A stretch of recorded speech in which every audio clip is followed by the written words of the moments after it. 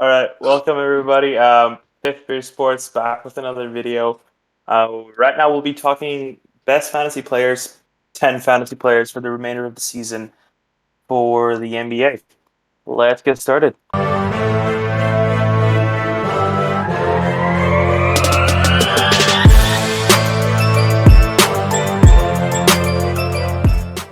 right, so first we'll go through some of our honorable mentions. It's been pretty controversial. A lot of shade has been thrown, so that's all part of it, though. So we have Gobert, Embiid, Melo, and Karl Anthony Towns. Maybe Julius Randle could have made it, or Tatum. I don't know. How do you guys feel about that? Yeah, I feel like Julius Randle and Tatum are right on the threshold of being here. I think Jason Tatum, I was really debating having him on my list, but I think he just kind of, I don't know. He's tough. He's like if he ended up in the top 10, I'm not surprised. Yeah, any of these guys could be top 10. Wouldn't surprise me. Oh, for sure. Right. So we'll move on to our number 10th ranked player here. This one was by far the most controversial. Huh.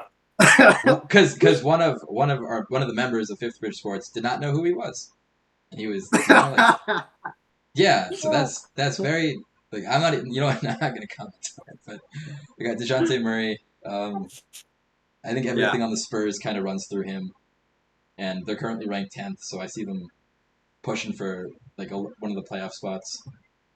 It's kind of Yeah. always the logic that. Yeah. Alex was passionate about Dejounte Murray. I respect Dejounte Murray and what he brings to the table. He wasn't on my list.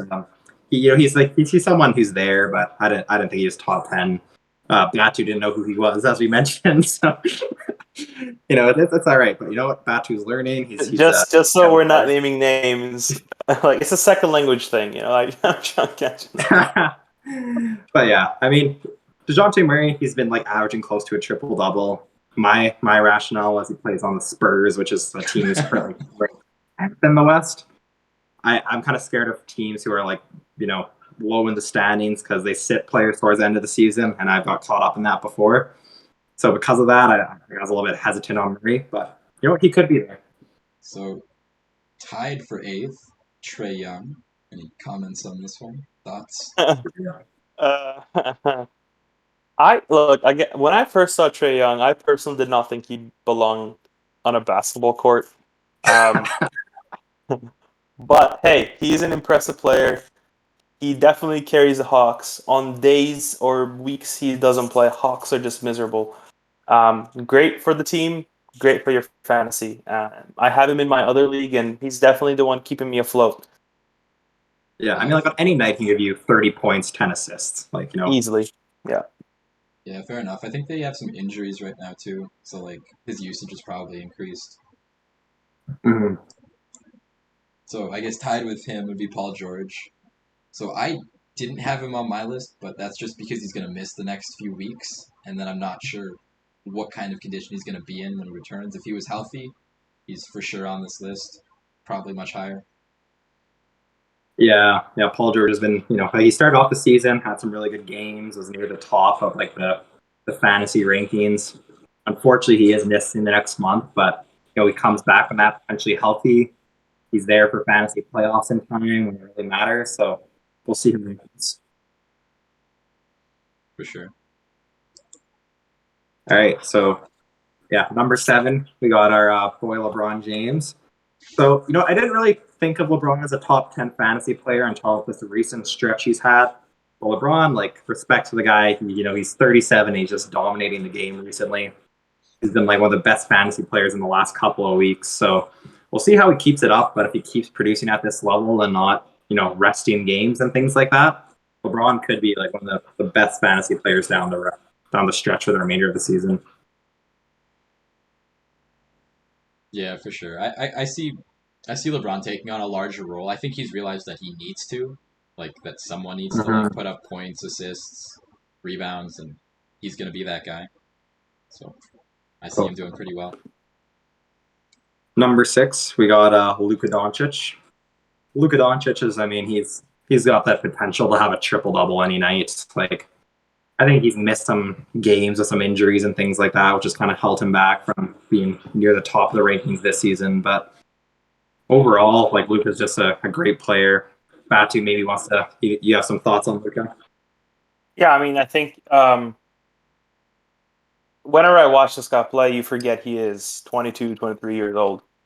He has so much to bring. I mean, for your fantasy teams, probably you don't care how he does next year. But again, like this, he has the entire team running through him, like we say with Dejounte Murray, but he is actually good and he can do stuff, he can produce. Luka Doncic, if he can, like, best value, Murray's if running like higher though, like best value in like fantasy right now, if fantasy not wise. top. Right. Okay. But yeah, let's move on.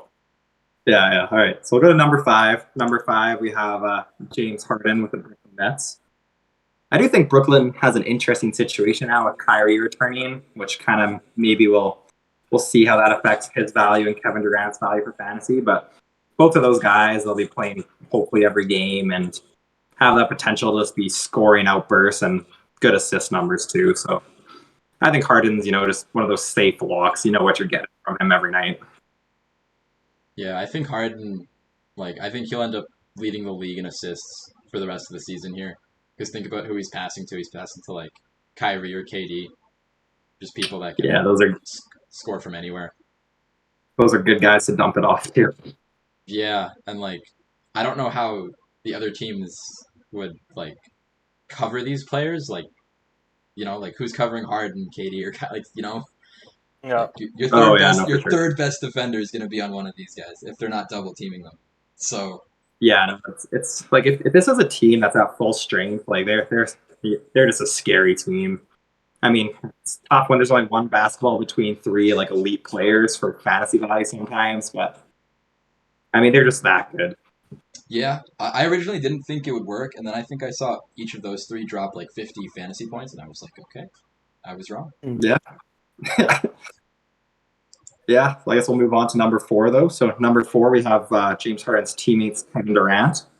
Durant's put up a monster season so far, rightfully in the MVP discussion so far this season. Great player, great stats.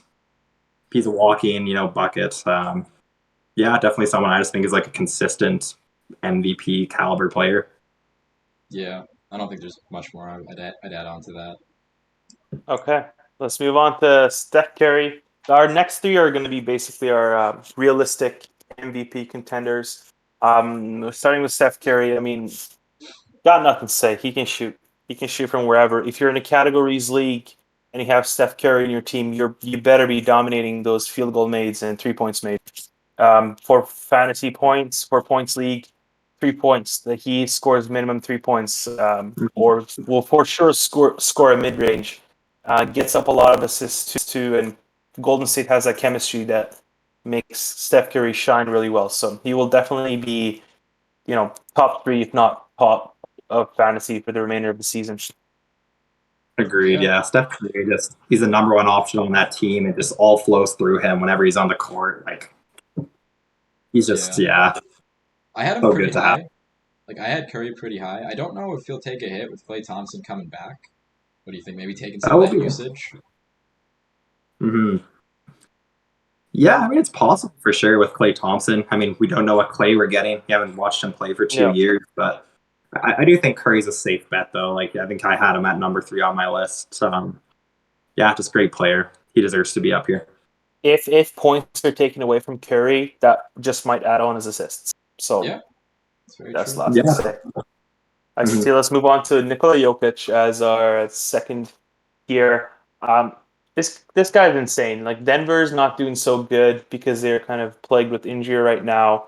Jokic was as well. That's something we don't see with him. Like he was injured outside of COVID reasons, but he puts up insane stat lines. Like he's on my fantasy team, and I see him like 10 minutes into the first quarter, and he has like 10 points and 7 rebounds, something like that. It's just ridiculous. He basically starts the game with a double-double and then might finish with like 22 rebounds, 40 points, and 10 assists. Like some ridiculous numbers from him. So obviously that's why he'll be up there. The reason he'll be ahead of Curry is because he can get those rebounds into 20s. So sheer numbers-wise, Jokic will be better than many other players out there.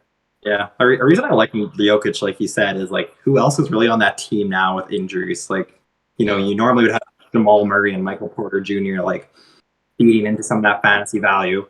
Both of those guys are possibly out for the rest of the season. So your number two player is looking kind of like it's Aaron Gordon at this point in the season. Like I don't And think he just got back. He was out too. He got back today. yeah, like I think Jokic just has such a like is going to have such a large usage rate on this offense that his fantasy value is just going to be tremendous for the home stretch. Yeah, he also doesn't miss games. Just plays them all. Yeah. Mm-hmm. Like he doesn't get rest minutes if when he's healthy. He can't be rested. Yeah, if he rests, like that Denver team is Yeah, they're done. All right. Our top fantasy player for the rest, we got Giannis Antetokounmpo. Yeah, he is basically like Jokic, a little faster. Um, he puts up similar numbers. He's very dominant in the game. Now the NBA is kind of has two dogmas. You got shooters versus speed and physicality, and Giannis is 100% dominating the speed and physicality of everything. He will, for that reason, he will dominate rebounds and he will definitely dominate scoring. I don't know if he is much of an assist guy, not really, but definitely rebounds and numbers, points. Sorry, that'll get you a lot of fantasy points, and he is on track to have another MVP season. Yeah, got nothing to say. That's why I think he is top fantasy right now.